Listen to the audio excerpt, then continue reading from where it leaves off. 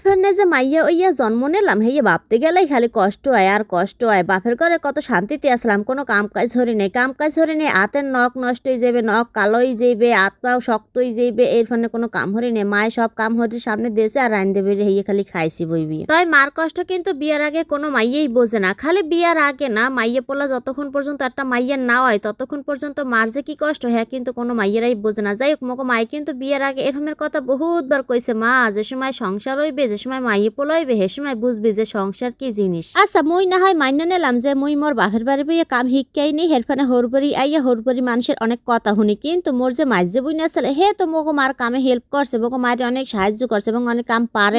যে এত এক্সপার্ট থাকার পর হরবরি আইয়া কিন্তু হরবরি মানুষের অনেক কথা শুনছে আর অনেক সুতা ধরে ধরে কিন্তু মোর বোনেরাও অনেক কথা শুনাইছে। মোর কি মনে হয় কইতে পারেন, কামে কাজের উপর যদি আপনি পিএইচডি হরে হেয়ের পর হরবরি আন, হেয়ের পর হরবরি মানুষ আপনার কামে সুতা ধরবে আর আপনার কথা শুনাইবে, এইটি হ্যাঁ অভ্যাস।